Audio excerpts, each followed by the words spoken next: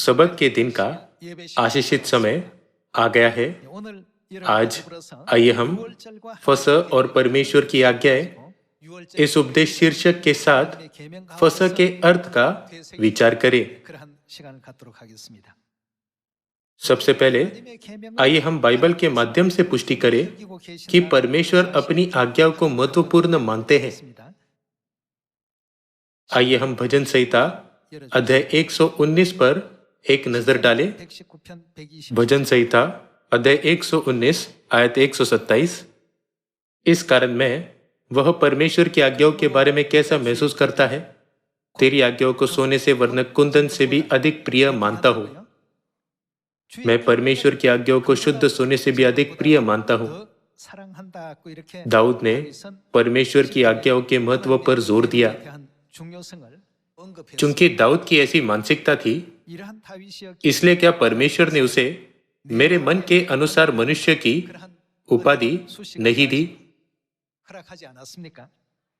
Bible हमें बताती है कि परमेश्वर की आज्ञा कितनी अनमोल है। वह दुनिया के अन्य मूल्यवान खजाने से अधिक कीमती है। जब हम मूल्य के बारे में सोचते हैं तो यह सापेक्ष होता है। चूंकि हम घर में बहुत अधिक पानी का उपयोग करते हैं, इसलिए बहुत से लोग पानी के मूल्य की सराहना नहीं करते हैं। लेकिन यदि रेगिस्तान में एक व्यक्ति को अपनी जान बचाने के लिए पानी की एक घूंट की आवश्यकता होती है, तो पानी के मूल्य की तुलना सोने के मूल्य से कैसे की जा सकती है। वास्तव में यह बहुत मूल्यवान है। इस संबंध में प्रिंस ऑफ इजिप्ट फिल्म में एक पंक्ति है। यह कहता है, और एक खोई हुई भेड़ के लिए सबसे धनवान राजा से बड़ा एक चरवाहा लड़का होता है। राजा अच्छे से शासन कर सकता है, लेकिन ऐसी स्थिति में चरवाहा अधिक मूल्यवान होता है। जब हम इस पर विचार करते हैं तो हम समझ सकते हैं कि स्थिति के आधार पर मूल्य भिन्न हो सकते हैं। आइए हम स्वर्ग के मूल्य के बारे में सोचें। लोग सबत के दिन परमेश्वर की आज्ञा और अन्य पर्वों के मूल्य को नहीं समझते हैं। लेकिन जिस दिन मानव जाति परमेश्वर के न्याय के सिंहासन के सामने खड़ी होगी, तो वे समझेंगे कि बाइबल क्यों कहती है कि परमेश्वर की आज्ञाएं शुद्ध सोने से अधिक कीमती है।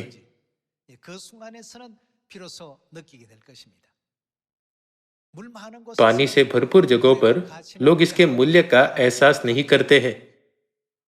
लेकिन मान लीजिए कि आप एक रेगिस्तान में हैं, जहां पानी की एक बूंद भी आपकी जान बचा सकती है। भले ही दुनिया में सबसे मूल्यवान खजाने आपको पेश किए जाए, लेकिन आप कभी भी उनके लिए एक घूंट पानी का सौदा नहीं करेंगे।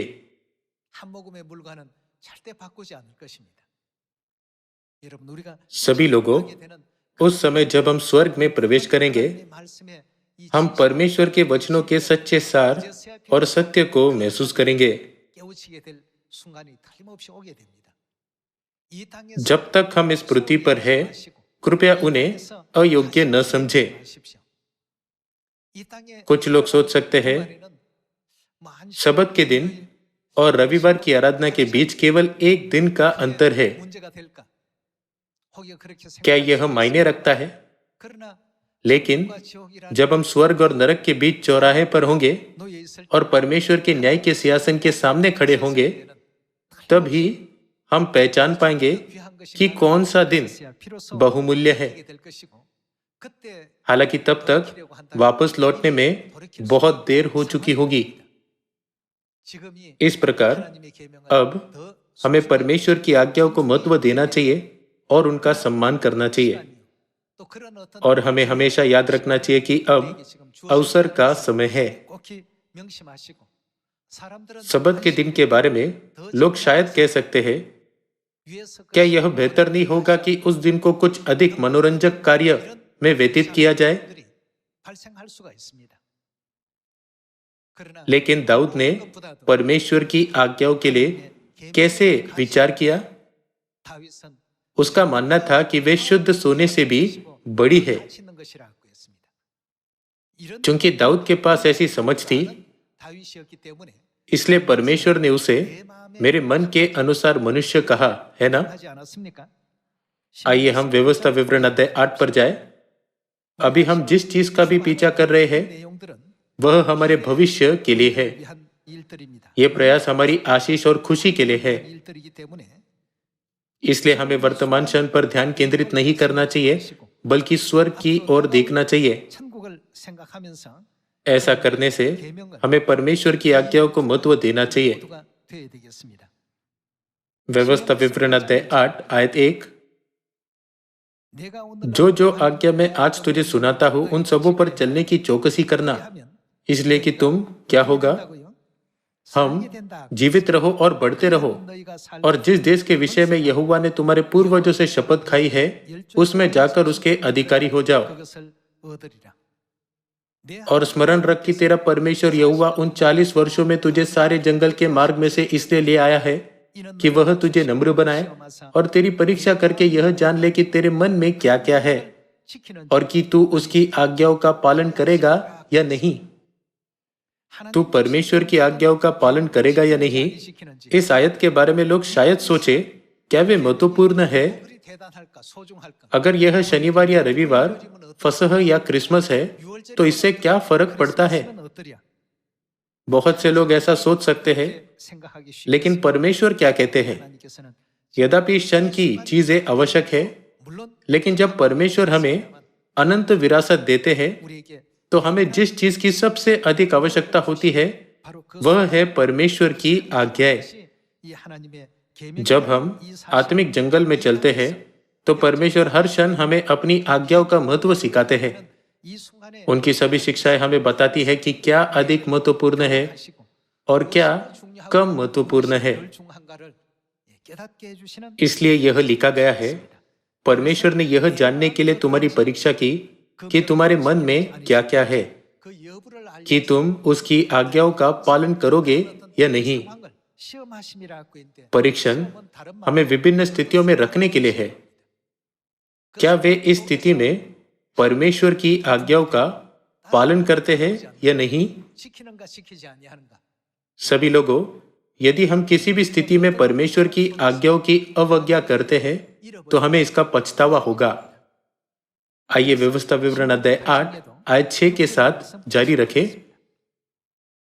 हमें क्या करना चाहिए?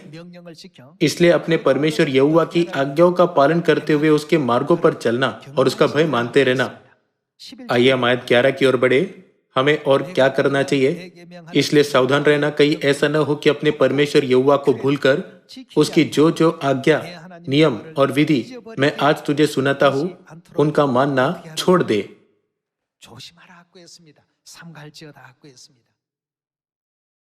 बाइबल हमें सिखाती है, सावधान रहना, कहीं ऐसा न हो कि तुम परमेश्वर की व्यवस्था भूल जाओ। यदि हम उदाहरण के रूप में पानी ले, तो यह कहने जैसा है, इस समय आपको पानी की कीमत का एहसास नहीं हो सकता है, लेकिन रेगिस्तान में यह आपके जीवन से अधिक कीमती है। जिस दिन हम स्वर्ग के राज्य में प्रवेश करेंगे, परमेश्वर हमें अब तक उनकी आज्ञाओं का पालन करने के मूल्य का एहसास करने देंगे। बिना कुछ कहे ही हम इसका कारण स्पष्ट रूप से समझ जाएंगे। आइए हम मत्ती अध्याय 28 पर जाए। लोग परमेश्वर की आज्ञाओं को महत्वपूर्ण नहीं मानते, लेकिन हमें उनके उदाहरण का पालन करने की आवश्यकता नहीं है। हमें परमेश्वर की शिक्षाओं का पालन करना चाहिए और परमेश्वर पर भरोसा करना चाहिए, है ना? मत्ती अध्याय 28। आइए अध्याय 28 आयत 18 देखें।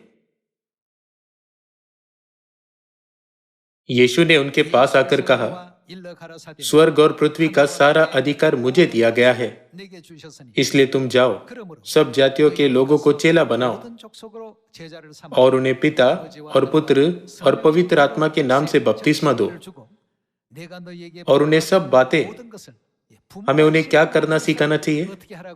जो मैंने तुम्हें आज्ञा दी है, मानना सिखाओ। अपने अंतिम क्षण में भी उन्होंने हमसे आग्रह किया कि हम उनकी शिक्षाओं को न भूलें।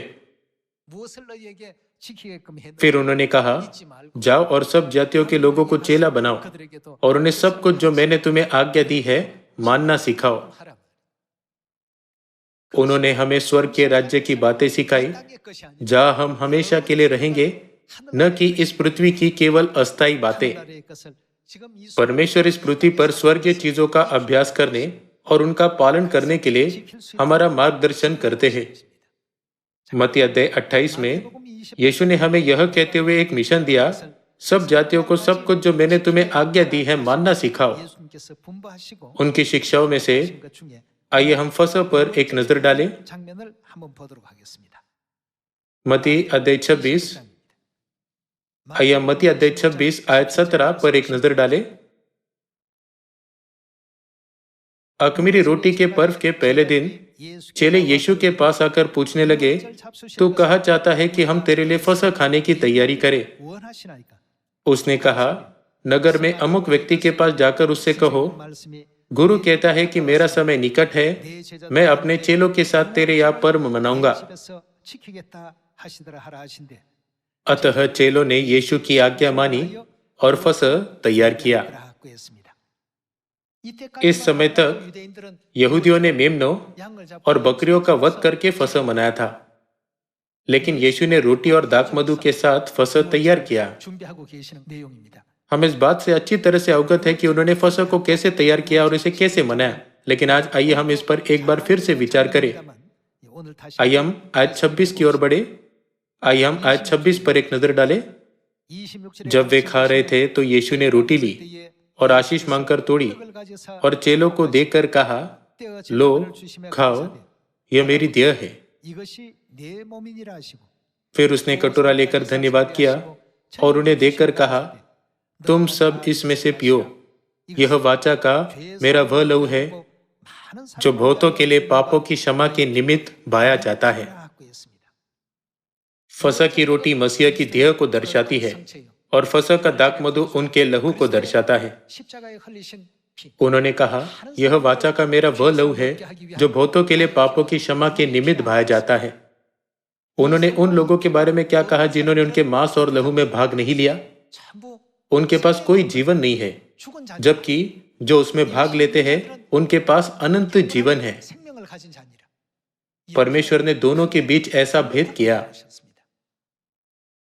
कुछ लोग कहते हैं, भले मैं फसह न मनाऊं तो भी मैं अच्छे से रहता हूं, मैं कठिनाइयों पर जय पा सकता हूं। लेकिन इस युग में परमेश्वर के हमें फसह देने का कारण यह है कि ऐसी घटनाएं होगी जिनमें मानव जाति को फसह की आवश्यकता होगी।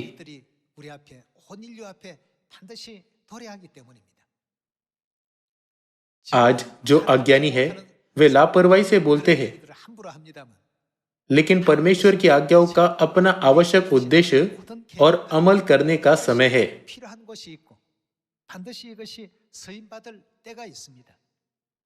शुरू से अंत तक परमेश्वर ने सब कुछ पहले से ही देखा और कहा,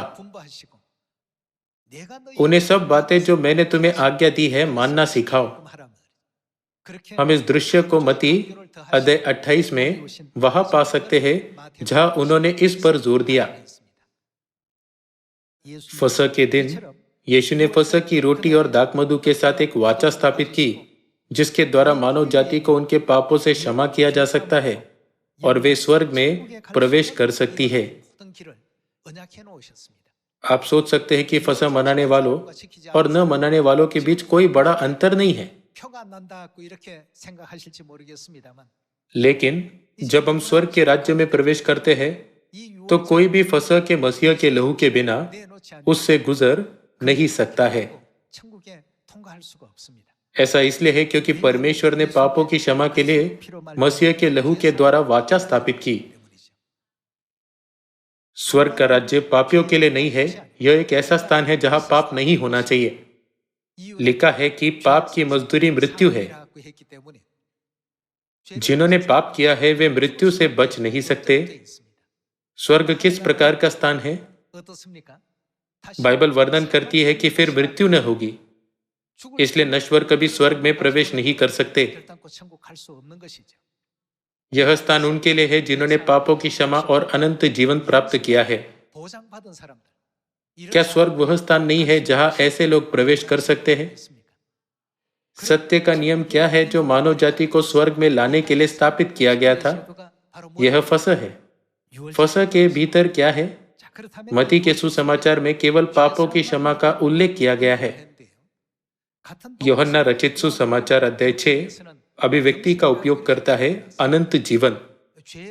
क्या ऐसा इसलिए नहीं कि जब हम पापों की क्षमा प्राप्त करेंगे तो अनंत जीवन भी दिया जाएगा? आइए यूहन्ना अध्याय 6 आयत 52 पर एक नजर डालें।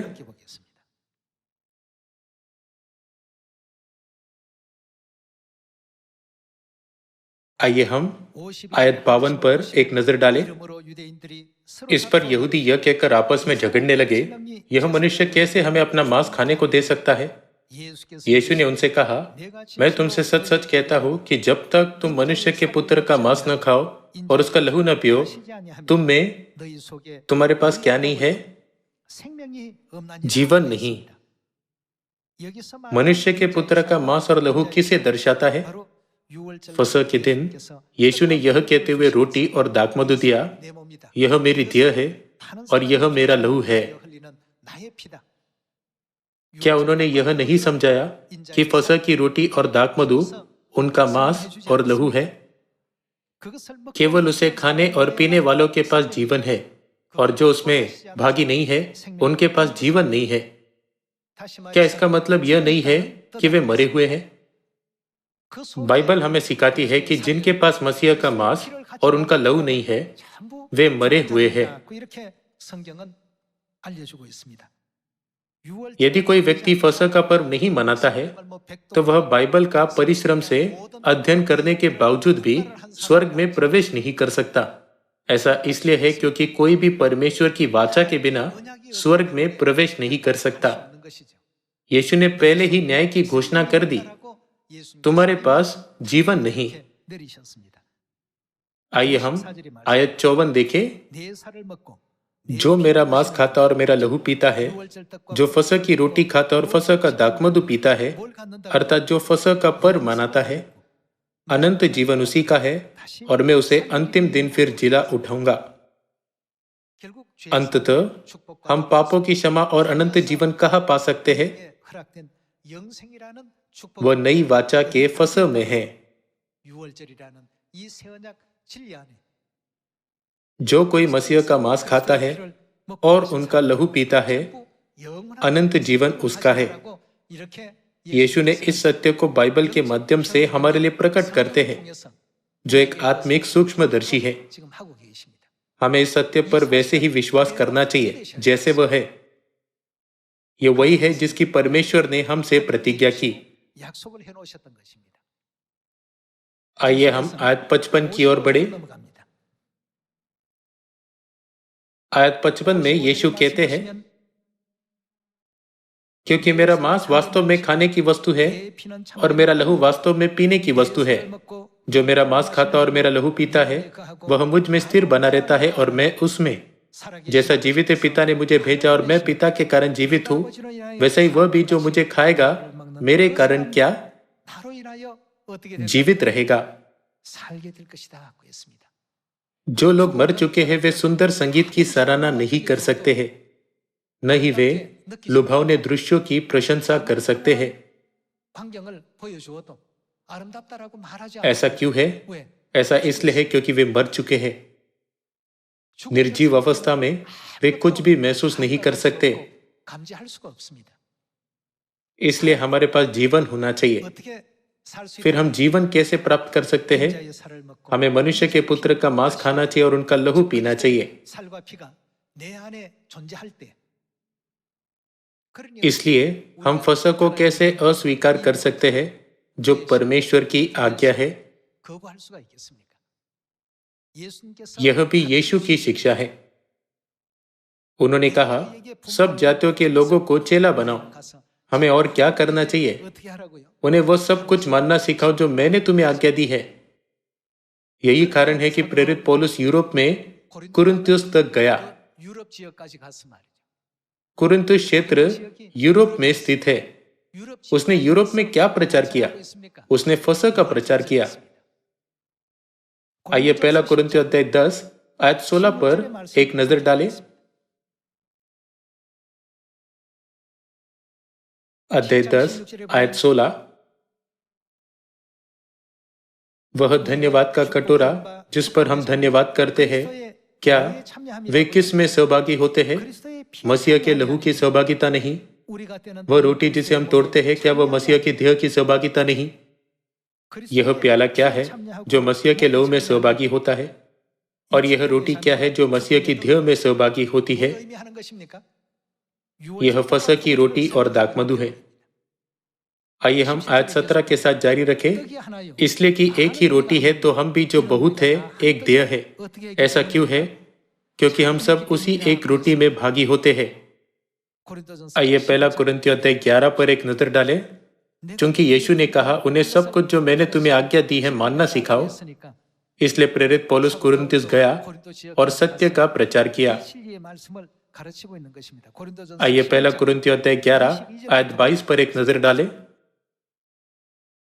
क्या खाने पीने के लिए तुम्हारे घर नहीं, या परमेश्वर की कलीसिया को तुच्छ जानते हो और जिनके पास नहीं है उन्हें लज्जित करते हो?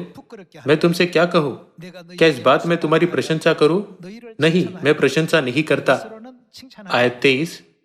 क्योंकि यह बात मुझे प्रभु से पहुंची और मैंने तुम्हें भी पहुंचा दी कि प्रभु यीशु ने जिस रात वह पकड़वाया गया, रोटी ली और धन्यवाद करके तोड़ी और कहा, यह मेरी देह है। जो यह किसके लिए है?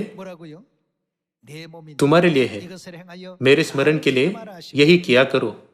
इसी रीति से उसने बियारी के पीछे कटोरा भी लिया और कहा, यह कटोरा मेरे लहू में नई वाचा है।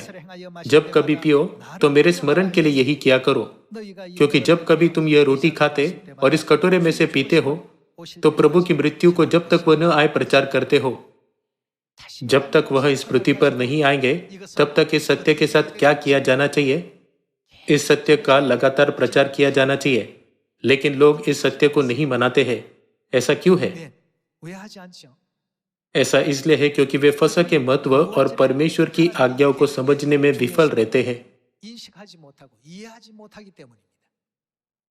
परमेश्वर ने हमें जागरूक किया कि फसह चर्च ऑफ गॉड के अपरिहार्य सत्यों में से एक है।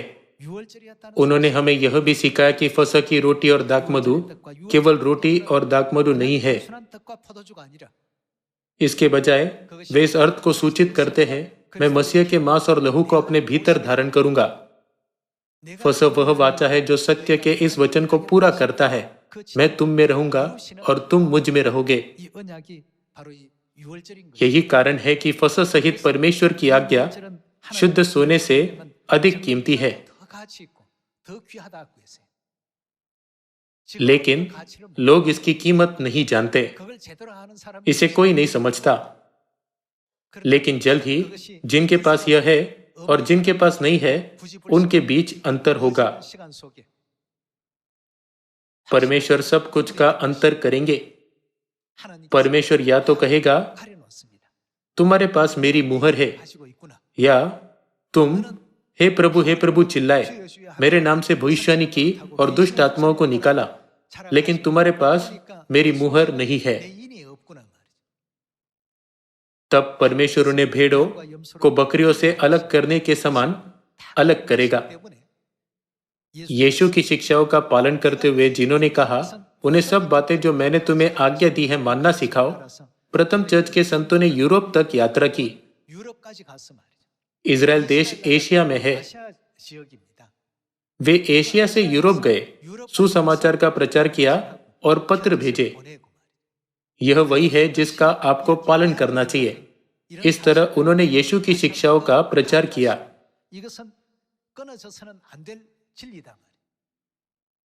उन्होंने इस तथ्य पर जोर दिया कि इस सत्य का प्रचार उस दिन तक की जानी चाहिए जब तक कि प्रभु फिर से न आए। आइए अध्याय 5 पर जाए। आइए हम पहला कुरिन्थियों अध्याय 5 आयत 7 देखें। आइए अध्याय 5 आयत 7 देखें। पुराना खमीर निकालकर अपने आप को शुद्ध करो कि नया गूंदा हुआ आटा बन जाओ ताकि तुम अख़मीरी हो, क्योंकि हमारा भी मसीह कौन है? फसह जो मसीह है बलिदान हुआ है। इसलिए आओ, हमें क्या करना चाहिए? क्या यह उत्सव का मतलब फसह नहीं है? इसलिए हमें फसह मनाना चाहिए, न तो पुराने खमीर से और न बुराई और दुष्टता के खमीर से, परंतु सीधाई और सच्चाई की अख़मीरी रोटी से। इस तरह इज़राइल में रहने वाले इब्रानियों ने फसह का प्रचार करने के लिए एशिया से यूरोप की यात्रा की। प्रेरित पौलुस ने यूरोप में कुरिन्थियुस में प्रचार किया और वहां के लोगों को एक पत्र भेजा जिसमें कहा गया था, हमें फसह को कभी नहीं भूलना चाहिए। यह वह शिक्षा है जो प्रभु ने मुझे दी है, क्योंकि यह बात मुझे प्रभु से पहुंची और मैंने तुम्हें भी पहुंचा दी। मैंने तुम्हें इसलिए प्रचार नहीं किया क्योंकि किसी और ने मुझे ऐसा करने का निर्देश दिया था। उसने इस बात पर जोर दिया कि उसने जो कुछ भी प्रचार किया वह प्रभु की ओर से आया। सभी लोगों, परमेश्वर ने मत्ती अध्याय 13 में जंगली बीज और गेहूं के दृष्टांत में क्या कहा? पहले जंगली दाने के पौधे बटोरकर जलाने के लिए उनके गट्टे बांध लो और गेहूं को मेरे खत्ते में इकट्ठा करो। दृष्टांत में क्या जंगली बीज उन्हें संकेत नहीं करते जो परमेश्वर की आज्ञाओं को नहीं मानते हैं, और गेहूं उन्हें जो उनका पालन करते हैं? फसह का इतना महत्व है। हमें परमेश्वर के लोगों के रूप में स्वीकार किया जाता है, हम पर मुहर लगाई जाती है, हम पापों की क्षमा प्राप्त करते हैं और अनंत जीवन प्राप्त करते हैं। इसलिए वर्तमान में फसह का प्रचार समारोह आयोजित किया जा रहा है। मैं प्रार्थना करता हूं कि इस फसह के प्रचार समारोह के माध्यम से सियोन परिवार के सभी सदस्य कई आत्माओं की सत्य में अगुवाई करेंगे ताकि हम परमेश्वर से प्रेम और आशीष प्राप्त कर सके। इसके अलावा आइए हम फसह मनाने के लिए अपना गर्व कभी न खोए। हमारे अंदर कौन है? चूंकि परमेश्वर ने हमें अपना मांस और लहू दिया, इसलिए उन्होंने हमसे एक प्रतिज्ञा की, मैं तुम्हारे भीतर रहूंगा। उन्होंने कहा, मेरे मांस और लहू के बिना उनमें जीवन नहीं है। क्या इसका अर्थ यह नहीं है कि परमेश्वर उनके साथ नहीं है? पिता और माता की आशीष के तहत हमने नई वाचा के फसह में प्रवेश किया, यह आशा करते हुए कि हम इस सत्य को महसूस करने और उद्धार प्राप्त करने की अनुमति देने के लिए एलोहिम परमेश्वर को अनंत धन्यवाद, महिमा और स्तुति देंगे। मैं आज के उपदेश को समाप्त करना चाहूंगा। आपका बहुत बहुत धन्यवाद।